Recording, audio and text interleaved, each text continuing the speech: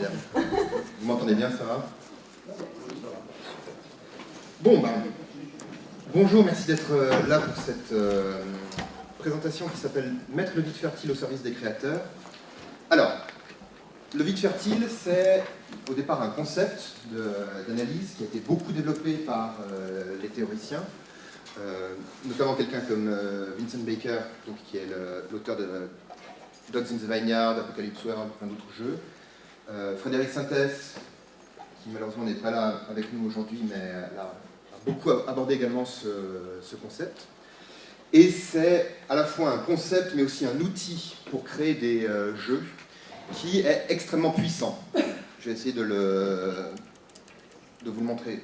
Très sincèrement, je crois que c'est un des outils les plus puissants qui amène des jeux qui sont extrêmement intenses, qui sont extrêmement intéressants, prenants, qui existent aujourd'hui. Et donc, le but de cette présentation, c'est un peu de, passer à une approche un peu plus concrète. C'est-à-dire comment nous, comme créateurs, on peut utiliser le vide fertile. Et quand je dis nous, créateurs, c'est pas seulement auteur de jeux de rôle, c'est aussi, si je suis MJ, je travaille un scénario, comment je peux y arriver, qu'est-ce que ça peut m'apporter comme concept, comme outil, si vous voulez.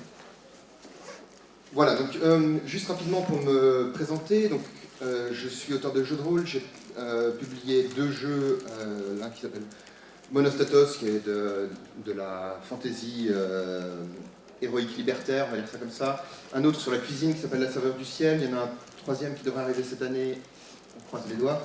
Je participe au podcast La Cellule, je suis cofondateur des Ateliers Imaginaires, qui est un forum dans lequel on réunit des auteurs indépendants. En dehors du jeu de rôle, je termine une thèse en MRH, donc si ça vous branche, je peux vous en parler, mais comme je suis en train de la terminer, j'ai un peu tout le temps dans la tête en ce moment. Et si vous voulez me contacter, n'hésitez pas, je réponds toujours très volontiers aux mails. Voilà, écrivez-moi. Donc, dans un premier temps, je vais un peu commencer par la fin. Je veux dire, qu'est-ce que ça nous apporte, le vide fertile? C'est une manière de dire, ben voilà, pourquoi vous devez être assis ici pour m'écouter. En quoi c'est intéressant. Ensuite, je vais essayer d'explorer un peu le concept pour qu'il soit clair. Et puis, je vais terminer par ce qui est justement la raison d'être de cette présentation, c'est-à-dire comment je fais pour y arriver. Donc, le vide fertile, qu'est-ce que ça nous apporte? Alors, c'est une approche un peu, phénoménologique. C'est-à-dire, quand je suis à l'intérieur d'un jeu dans lequel il y a du vide fertile, à quoi ça ressemble? Qu'est-ce que j'éprouve? Une autre manière de dire la même chose, c'est qu'est-ce que ça m'apporte comme joueur ou comme participant d'une partie d'un jeu dans lequel il y a beaucoup de vide fertile. Et donc, voilà, c'est un peu une manière d'approcher ça, mais sans tout de suite décrire ce que c'est exactement. Donc, on va faire rapide. Le vide fertile, c'est une propriété d'un jeu. Ça crée quelque chose pour un système de jeu. Le premier apport d'un vide fertile, c'est de jouer sans effort. C'est-à-dire que quand vous êtes dans un jeu dans lequel il y a beaucoup de vide fertile, vous avez en permanence une motivation à créer. Vous êtes en permanence tiré en avant par la fiction. Je dis bien par la fiction. C'est-à-dire que ce n'est pas les règles qui vous disent tiens, va faire ça, va jouer à truc. Pour prendre un peu d'avance sur l'exemple que je donnerai tout à l'heure, si vous êtes dans le fin fond du Far West, que vous êtes un juge itinérant et que vous arrivez dans un village, on vous dit dans le village il y a une femme qui a commis l'adultère avec un homme, et le mari de cette femme a tué cet homme. Donc vous avez 2 choses à juger, d'accord? Vous avez un adultère et un meurtre. Donc vous êtes dans une société traditionnelle, donc l'adultère c'est mal. Voilà. Et en plus, on vous dit, mais en fait, le couple, donc l'homme, le meurtrier et la femme adultère, c'est des parents. Vous voyez que là, vous avez une motivation interne à agir. Je ne sais pas ce que vous allez faire, mais vous allez faire quelque chose. D'accord? Parce que Justement, ça vous tire en avant. Et donc, voilà, un bon vide fertile, ça amène une dynamique sociale dans laquelle on crée sans avoir à prendre de recul, sans avoir à s'arrêter à penser au jeu. Vous voyez, on est entièrement dans l'histoire. Par ailleurs, ce qui est formidable dans le vide fertile et qui vraiment en fait, si vous voulez, pourquoi j'ai choisi ce sujet-là à présenter aujourd'hui, parce que vraiment j'ai l'impression que c'est ce qu'il y a de plus important à l'heure actuelle en termes de création de jeux, c'est d'avoir une dynamique sociale émergente. Une dynamique sociale émergente, c'est quoi? C'est un truc qui n'est pas exactement, comment dire, voulu, dit par le jeu, mais où à force de créer, on y arrive tout doucement. C'est un peu comme si les règles tournaient toujours autour d'une même question et amenaient en avant cette question. Là où c'est vraiment formidable, c'est que ça permet de faire émerger des thèmes, un propos, des questionnements qui sont qu'on veut mettre, nous, comme auteurs. À nouveau, quand je dis auteur, c'est... pardon, comme créateur. Quand je dis créateur, c'est à la fois auteur des jeux de rôle, mais toutes les autres formes aussi qui peuvent exister. Donc de faire émerger des thèmes, mais sans avoir à les imposer. C'est-à-dire que c'est les participants qui les concrétisent, qui concrétisent ces thèmes, et à cause de ça, justement, on n'enferme pas les participants. Ils vont eux-mêmes être invités, mais pas imposés, à aller explorer ces thèmes-là. Et là où c'est vraiment intéressant, c'est que ça permet de proposer, de dire, ben, tiens, est-ce qu'on ne pourrait pas aller chercher aller chercher des choses qu'on n'avait pas prévues, mais on y va de manière safe, vous voyez. Et à tout moment, on peut dire, ah ben non, merci, ça va pour moi. Ça, c'est vraiment quelque chose que je trouve formidable, parce que justement, ça permet d'explorer de nouveaux territoires. Donc voilà, le vide fertile, jouer sans effort, et puis cette dynamique sociale émergente qui permet d'aller vraiment très loin, de se dépasser d'une certaine manière. Donc, le vide fertile, c'est beau, c'est bien, c'est quoi? C'est avant tout une caractéristique du système. Quand je dis système, attention, c'est au sens de The Forge. C'est-à-dire, le système, c'est pas seulement la mécanique de résolution, c'est l'univers, c'est l'identité des personnages. L'univers et l'identité des personnages, ça crée des situations. Il y a ce qu'on appelle un système de résolution qui permet de faire avancer la fiction, c'est-à-dire de décider qui dit quoi, avec éventuellement là-dedans les mécaniques de résolution. Et tout ça, ça baigne dans un truc un peu flou qu'on appelle la couleur, le ton, si vous voulez, de l'univers. Donc, le vide fertile, c'est une caractéristique du système. Okay, c'est la forme du système, si vous voulez. Et cette forme, c'est le fait que chaque règle pointe vers une autre. Okay, chaque règle vous amène vers une autre. Je vous donnerai un exemple après qui sera sans doute un peu plus clair, mais pour faire rapide, si je tue des monstres, je gagne de l'XP et je gagne des trésors, des armes qui me permettent d'être plus fort, donc je peux tuer d'autres monstres. Donc je peux gagner d'autres trésors et plus d'XP. D'accord? Ça, c'est des règles qui pointent vers des règles. Ce qui est intéressant, c'est que, comme on est en jeu de rôle, les règles sont entremêlées à la fiction. D'accord? C'est la fiction qui pointe vers la fiction. Et donc, qui incite en permanence à aller de l'avant. Il y a en permanence des motivations internes à la fiction pour continuer à créer. Et au milieu de ce machin-là, se crée ce qui est vraiment important. D'accord?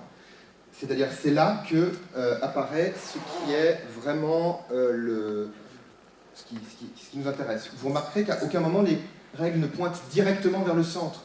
À aucun moment les règles ne disent « fais ça ». C'est juste qu'on est toujours en train de tourner autour du même thème. Donc ce thème est amené, si vous voulez, de manière émergente et très intéressante. Et à nouveau, on joue sans avoir besoin de prendre de recul par rapport à la fiction. On est toujours aspiré en avant. Alors, donc mon exemple, c'est Dogs in the Vineyard de Vincent Baker. Pourquoi Vincent Baker? Parce que, déjà, lui en a parlé, l'exemple qu'il prend pour parler de vide fertile, c'est Dogs in the Vineyard. Soyons clairs, c'est aussi parce que c'est un jeu que j'aime beaucoup, qui est très intéressant, et que je connais depuis longtemps, donc j'ai l'impression de parler d'expérience, si vous voulez. Et parce qu'en plus, c'est un jeu dans lequel, de fait, on constate qu'il y a un vide fertile qui est très intéressant. Alors, ce jeu a une amorce, donc à ce qu'on appelle des amorces, enfin oui, on va appeler ça des amorces. Les amorces, c'est ce qui permet de mettre en place, si vous voulez, le vide fertile, et qui sont plus ou moins des éléments du système. Il y a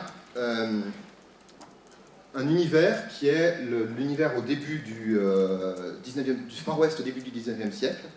Donc pas de train, pas d'électricité, quand on tire avec un pistolet, c'est pas les revolvers d'après la guerre de sécession, c'est des gros trucs qui font des trous dans des bisons. Enfin bon, c'est un autre Far West que celui auquel on est habitué.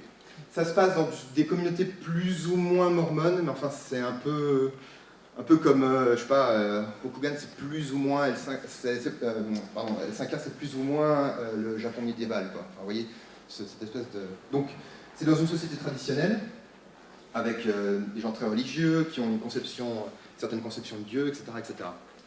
Et comme je disais, comme je le laissais entendre tout à l'heure, il y a des choses comme l'adultère c'est mal, l'homosexualité on n'en parle pas, etc., etc. C'est un petit peu plus fin que ça. Hein. Mais enfin, ça c'est les bases. Le rôle des personnages, vous jouez de jeunes prêtres qui vont de village en village. En temps normal, vous devriez distribuer du courrier, faire des bisous aux bébés et puis marier les gens. Dans la réalité, le MJ a créé un village avec tout un tas de problèmes. Ces problèmes, donc, c'est des péchés par rapport à la loi. Et comme vous êtes prêtre et qu'il n'y a pas d'autorité au-dessus de la vôtre, ben, c'est à vous de juger. Donc ça, c'est l'amorce. Ça commence comme ça. Donc, maintenant, alors, à quoi elle ressemble, cette boucle fictionnelle? Vous savez, l'espèce de tourbillon. Donc, ça commence par des problèmes. Voilà. L'exemple que je prenais tout à l'heure. Machin a trompé son mari avec Truc. Le mari de Machin a tué Truc. Qu'est-ce qu'on fait? Et en général, des problèmes, il y en a un peu plus que ça. Hein. Il y a aussi Bildu, le vol du blé, et puis à l'autre extrême, il y a Machin faire de la sorcellerie et sacrifie des êtres humains. Tout est possible. On arrive, ça amène à des enjeux, c'est-à-dire que vous, comme vos personnages, vont vouloir des choses pour cette fiction. Voilà, si mes parents sont une affaire de meurtre, ben, j'ai peut-être envie de les ménager, peut-être qu'au contraire j'ai envie de leur montrer que c'est moi le plus fort, que maintenant j'ai grandi et que je suis un adulte. Ces enjeux, ça va mener vers des conflits. Donc les conflits, c'est, l'avantage de ces villages, c'est qu'il y a tout le temps quelqu'un de pas d'accord. C'est vachement important qu'il y ait tout le temps quelqu'un de pas d'accord. Et donc ces conflits, c'est, on va par la parole, et puis quand la parole ne marche plus, on peut escalader vers un peu plus de violence. Et un peu plus de violence au début, ça peut être simplement, je mets mes poings sur les hanches, je dis bon, et j'élève la voix, puis après je peux passer au poing, puis après je peux passer à l'arme blanche, et puis on peut finir par se tirer dessus. On peut aussi commencer tout de suite par se tirer dessus, c'est possible. Mais donc, voilà, il y a cette espèce de... Donc, vous voyez comment ça avance, c'est-à-dire, j'essaie d'obtenir quelque chose, et puis, peu à peu, ça amène de la violence. Le conflit se résout d'une manière ou d'une autre. Parfois, souvent, il y a quelqu'un qu'on dit se couche, c'est-à-dire il abandonne le conflit, il dit « Oh, c'est bon, merci, j'ai pas envie qu'on se tire dessus pour ces histoires-là. » Ces retombées, ça peut être des blessures, ça peut être des enjeux psychologiques, etc. etc. Toujours est-il que ça boucle ici, puisque ces retombées créent elles-mêmes des problèmes.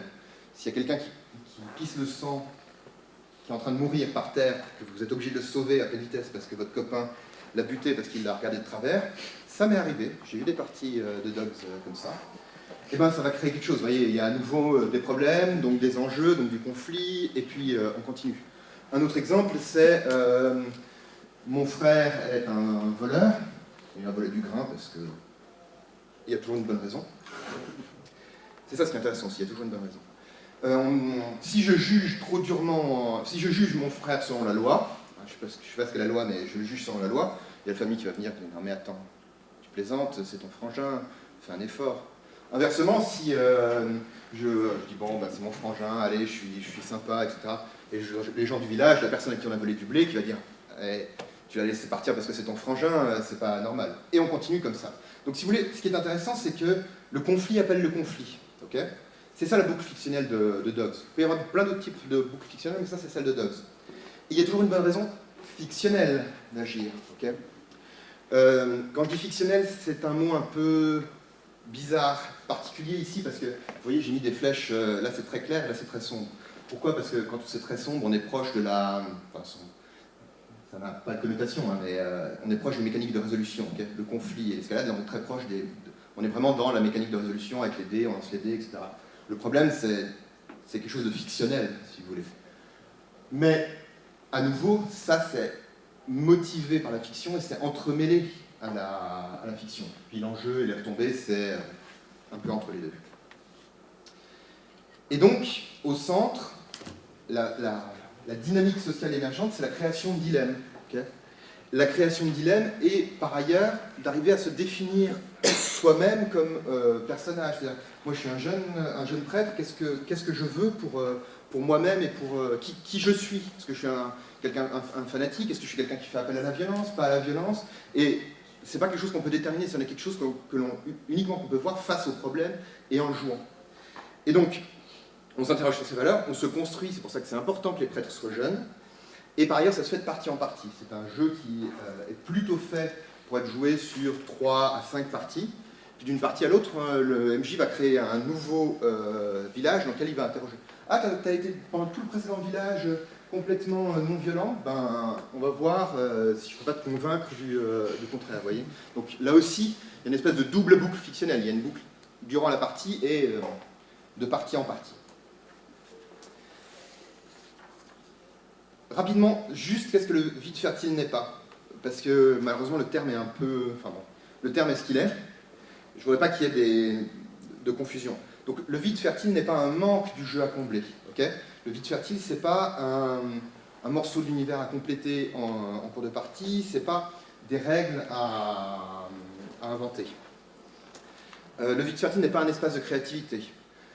Je ne dis pas qu'on ne peut pas avoir des jeux avec espace de créativité et dans lesquels il n'y a pas aussi du vide fertile. C'est pas ce que je dis.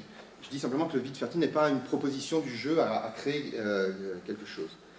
Et enfin, le vide fertile n'est pas quelque chose qui se décrète. C'est une caractéristique de l'ensemble du système. Ça touche à la question de la cohérence du système, pas une règle en particulier. Et je commence à être un peu juste sur mon temps, donc, comme d'hab, on va passer tout de suite à comment on parvient au vide fertile. C'est-à-dire en comment ça nous intéresse en tant que créateur. La première chose du vide fertile, c'est se méfier des motivations externes. Qu'est-ce que j'appelle des motivations externes? Je vais vous donner des exemples, je pense que ça parlera de soi-même. Si le jeu vous dit intégrer des éléments avec des éléments esthétiques dans votre description, raconter une scène de meurtre, raconter un retournement de situation, raconter pourquoi en fait ce personnage est un salaud. Tout ça c'est des règles extérieures, si vous voulez, à la fiction qui vous imposent quelque chose. Si ça ne vous est pas familier, c'est quelque chose qu'on trouve dans un jeu comme Fiasco, par exemple. Dans Fiasco, il y a un moment où, en milieu de partie, il peut y avoir des changements, et puis on peut dire « Ah, ben en fait, un des personnages n'est pas ce qu'il semblait être. » J'ai un souvenir comme ça de partie, mais il y en a d'autres, si vous voulez.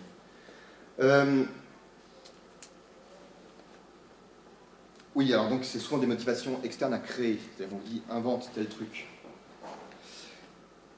Ce qu'il faut bien comprendre, c'est qu'ici, c'est le jeu qui impose quelque chose, c'est pas la fiction. C'est-à-dire, c'est pas la fiction qui vous dit, tiens, il faut que tu résolves tel problème, ou c'est pas quelque chose qui vous tire en avant, c'est le jeu qui vous impose quelque chose.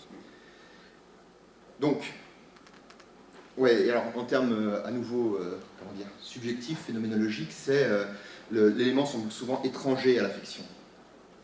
Et on a la sensation que c'est des règles artificielles. Je ne sais pas si ça vous avez souvent fait cet effet-là. C'est quelque chose qui parfois se sent très fort. Par ailleurs, éviter la compensation.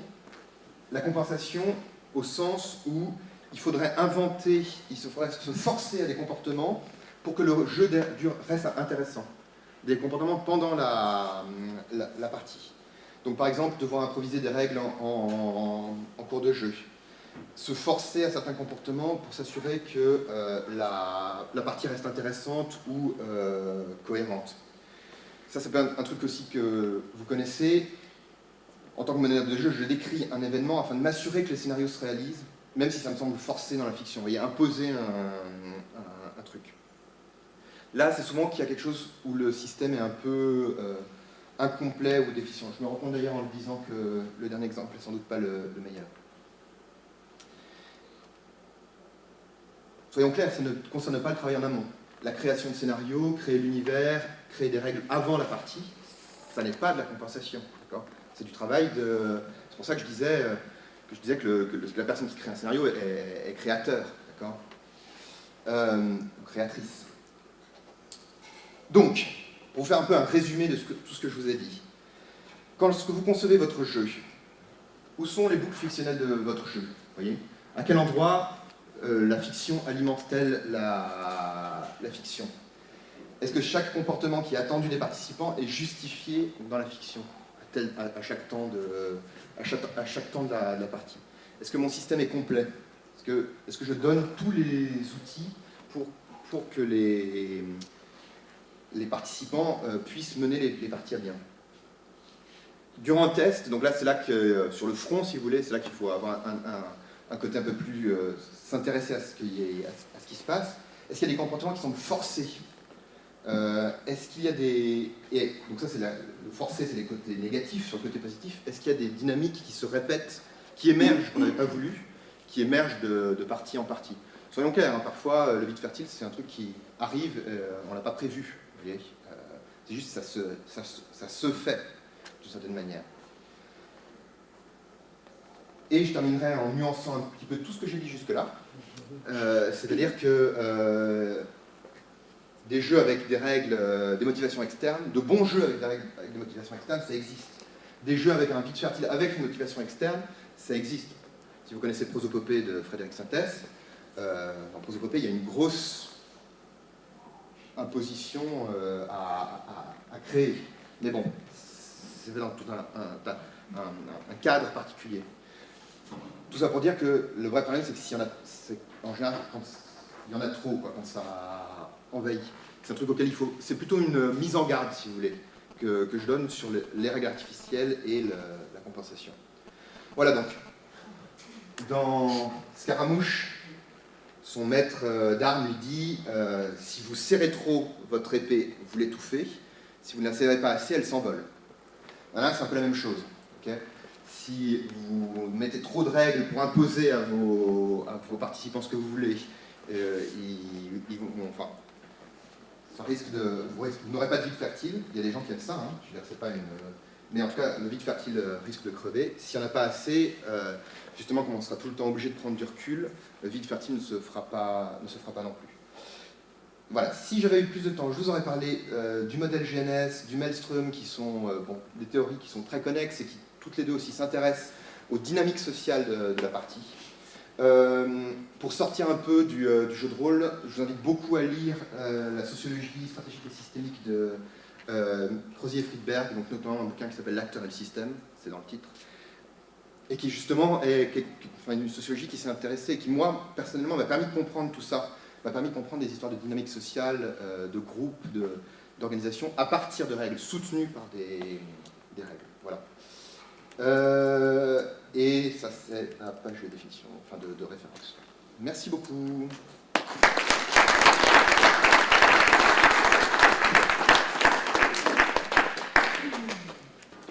Bonjour. Alors, merci beaucoup. J'avais une question concernant les jeux à partage de narration. Ouais. J'ai l'impression qu'il y a une forme de contradiction entre l'émergence du vide fertile et les jeux qui partagent fortement la narration, sachant qu'il y a des motivations externes à créer, en règle générale, dans les jeux à narration partagée. En vrai, j'aimerais Ok.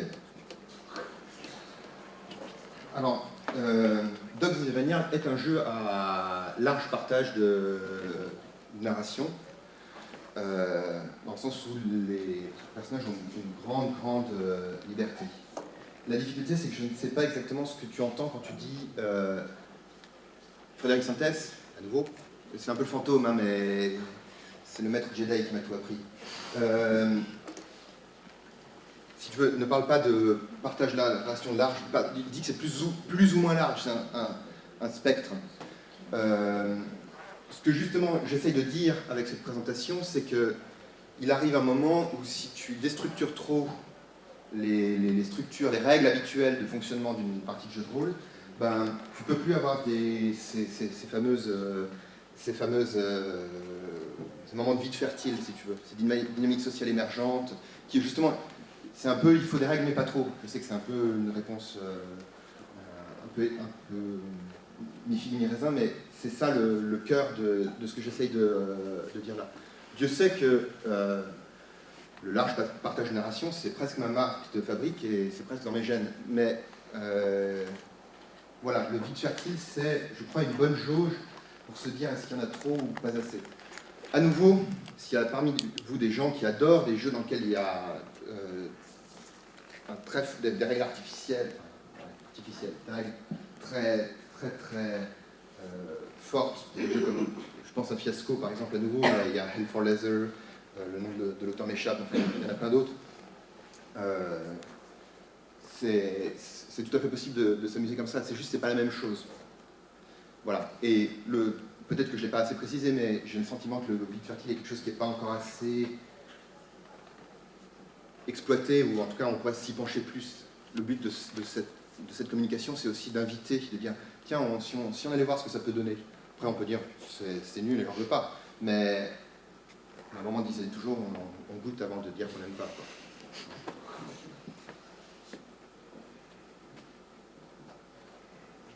Tout devant. Oui, bonjour Pierre, merci pour la présentation. J'ai peut-être une question, parce que moi, je n'ai pas forcément tout saisi, c'est plutôt par rapport à ce que ce n'est pas. Est-ce que le vide fertile ne peut pas être déjà inclus dans un système qui n'est pas le système de résolution, mais qui est le système finalement de création de l'histoire et de l'univers, ou même simplement dans les scénarios? C'est-à-dire qu'en fait, les scénarios proposent soit de façon aléatoire, soit de façon de suggestion, une partie de cette création et donc permettre d'avoir des joueurs qui vont vers ce genre d'interaction. Oui. Ouais. Je suis entièrement d'accord avec toi, c'est-à-dire que justement quand je dis que je parle du système au sens forgéen, c'est-à-dire univers plus identité des personnages qui font une situation, cette situation évolue grâce à un système de résolution. C'est de ça dont je parlais. Je pense, alors, je ne suis pas un grand expert des scénarios, donc là je réponds un peu au pifomètre, mais j'ai l'impression qu'un scénario dans lequel il y aurait du vide fertile de façon intéressante, c'est un scénario qui t'emmènerait tout le temps de nouvelles révélations, tu vois, et que cette révélation t'oblige à réagir. À ce moment-là, c'est pas exactement une boucle fictionnelle, mais en tout cas, le meneur de jeu, tu vois, en donnant des éléments, t'invite à réagir avec ton personnage en fiction. Est-ce que ça répond à ta question? Oui, pas à peu près. Comme mon esprit n'est pas très clair non plus dessus. On pourra en discuter si tu veux après. Merci pour cette présentation. Juste une question, moi aussi pour voir si j'ai compris. La notion de vide fertile, donc, si je comprends bien, en fait, le vide fertile, c'est la conséquence d'un système qui marche bien, qui cadre bien les actions des joueurs dans sans les direction qu'il veut.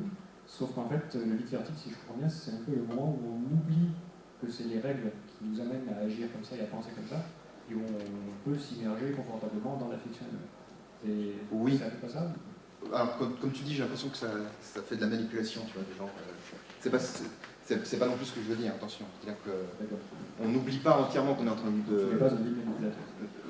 J'espère pas. C'est plutôt une manière de dire, il y a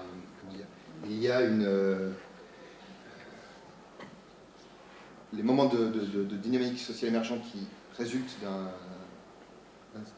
vide fertile, c'est effectivement, oui, c'est le moment où tu prends de la distance et si tu veux, tu peux dire que tu oublies les règles. Mais en réalité, elles sont toujours là pour soutenir, et les règles au sens le plus large possible. L'univers, c'est des règles. Donc pour soutenir ce que tu es en train de faire. D'accord.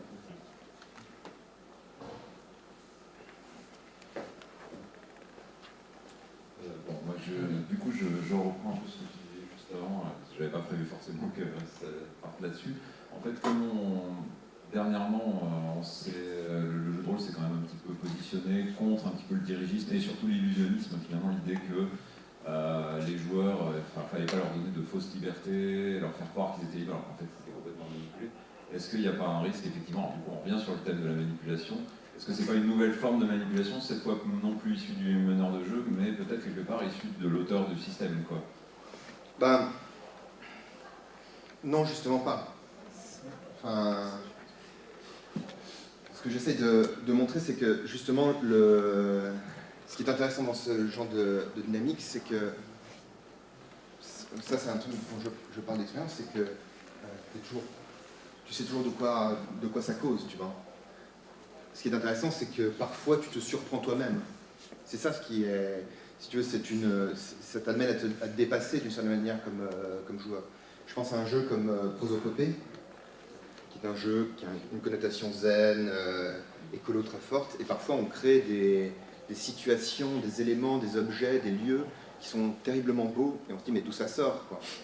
Vous voyez, on est en train de créer quelque chose qui nous échappe complètement. Tu vois ce que je veux dire? Moi j'ai une petite question, c'est à nouveau pour essayer de clarifier un petit peu le problème. Tout ce que tu as présenté, moi ça m'a fait penser à l'article d'Eric sur le positionnement. Et donc le positionnement, c'est quelles sont les sortes d'interactions liées au sein de la fiction, des interactions fiction. Le positionnement, c'est pour un participant, Ouais. à l'ensemble, autant tenter l'ensemble des choix qui sont. C'est ça. Est-ce qu'il prend sa décision vis-à-vis d'un point de règle, vis-à-vis d'un élément de fiction? Est-ce que sa décision, elle part des règles pour aller vers des règles ou des règles vers la fiction? Et ton vide fertile vient d'arriver à systématiquement avoir une boucle qui ramène de la fiction à la fiction, Ouais. en passant éventuellement par les règles ou non? En passant souvent par les règles. Souvent par les règles. C'est-à-dire que, à nouveau, il faut s'entendre sur ce que c'est qu'une règle. Tu vois. En réalité, tu t'es jamais sorti de règles au sens large. Il y a toujours des règles au sens large. Parce que on se met d'accord sur un univers, on se met d'accord sur un type de personnage, sur les rôles autour de la table. Tu vois.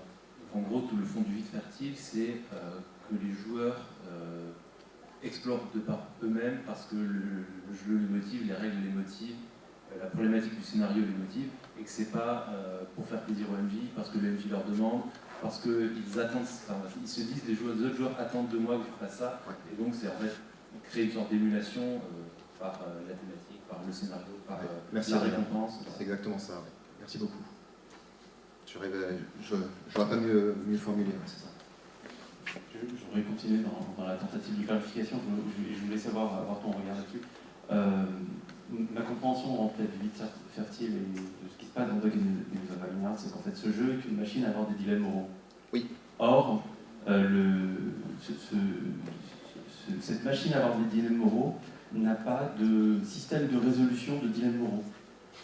C'est-à-dire qu'il n'a pas la caractéristique j'ai mon dilemme, je jette mon dé en dessous de mon dilemme ou plus au-dessus de mon dilemme. N'a pas ce genre de choses, alors que le jeu ne parle que de ça. Ouais. Et en fait, moi, ce qui me semble, ce que je crois avoir compris du vide fertile, c'est qu'en fait, c'est qu'on a mis en place tout ce qu'il y avait autour pour que ce soit les actes des gens, les comportements des gens autour de la table qui soient le véritable sujet. Et tous les règles, c'est-à-dire les incitations fictionnelles et le système de résolution, le système de jeu, sont là pour les cerner. Il n'y a pas de. Tu as tout à fait raison, c'est-à-dire qu'il y a, dans le Dogs, il n'y a pas de jauge de morale. À aucun moment on dit j'ai 3 en morale, j'ai 5 en morale. Mais pourtant, on ne parle que de ça. C'est Émilie Kerbos, qui donc est l'autrice de Breaking the Ice, qui est un jeu magnifique pour jouer des histoires d'amour. Il n'y a pas de jauge de séduction dans Breaking the Ice. Pourtant, on ne parle que de ça, mais sans cesse en train de se tourner autour, de dire mais il n'y a pas de jauge d'amour. Il me semble qu'il y a 2 jauges un peu similaires. Il y a 2 jauges qui sont autour, ouais, sur à quel point on est attiré par l'un par l'autre et à quel point on se fait confiance. Mais c'est pas la même chose. Donc, mais oui. Je voulais aussi rajouter un autre truc. Est-ce que c'est de la manipulation? ou est-ce que c'est l'influence? Être manipulé, c'est mal. Hein. Être influencé, c'est bien. Moi, j'aime bien être influencé pour essayer des nouvelles choses. Quelque part, la différence entre les deux, c'est qu'en fait, quelqu'un qui t'influence, il te manipule, mais il te le dit. Ouais, un peu comme la différence entre illusionnisme et participationnisme. Mais oui, pour revenir là-dessus, ce qu'il y a, c'est que, pardon, juste pour terminer sur cette, ce qu'il y a, c'est que de toute manière, les règles, si vous voulez, c'est pas de la manipulation, c'est un encadrement. De toute façon, on a besoin d'un cadre pour que la partie existe. Si je vous dis là maintenant, on fait une partie de jeu de rôle, il y a quelqu'un qui va me dire, moi je joue un espion, un autre un elfe, et puis, je sais pas, le troisième, un investigateur du mythe. On est obligé de se mettre d'accord sur des cadres. Si ces cadres sont bien faits, en plus, ils peuvent nous amener à nous dépasser nous-mêmes. Très bien, merci, parce que tu viens d'offrir un nouveau dragon avec lequel courir et chasser pendant des années. Il y a une chose moi, qui me dérange très très fort dans tous les jeux de Rick Fantasy, c'est que quand on y joue, 99% des gens avec lesquels j'ai eu l'occasion de jouer jouent des trous du cul du XXe siècle propulsés dans un monde de Rick Fantasy, et pas du tout des gens qui essaient de jouer avec les codes d'un univers de fantasy, quel qu'il soit d'ailleurs, parce qu'ils sont très très rarement décrits. Et donc là, ça me fait réaliser à quel point le vide fertile dans les jeux de Rick Fantasy n'est plus un vide, mais carrément un trou noir, quoi. Et sur lequel il y aurait, à mon avis, besoin de travailler pour que les joueurs qui jouent dans des jeux de Rick Fantasy arrêtent de jouer des trous du cul du XXe siècle propulsés dans des univers de fantasy, mais jouent des gens d'un univers de fantasy. D'accord. Après, c'est un peu provocateur, c'est fait exprès. Hein. Après comment dire, avec le vide fertile, tu peux amener différents thèmes. Si oui, effectivement, tu as envie de jouer des gens typiques des univers de Medfan, mais bon, on n'a jamais visité l'univers de Medfan, c'est difficile à dire. Oui, c'est faisable de pointer, en tout cas d'amener des enjeux de réalisme, si tu veux.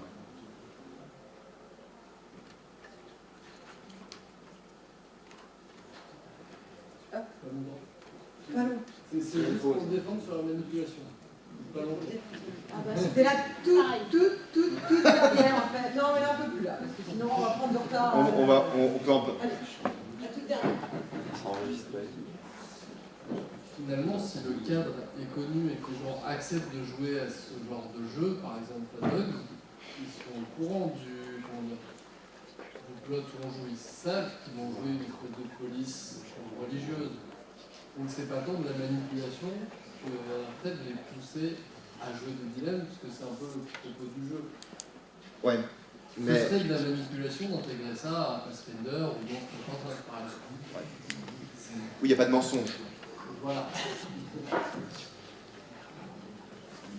Moi, je suis désolée, mais on va être obligé de s'arrêter là et vous allez pouvoir continuer à discuter autant. Donc merci.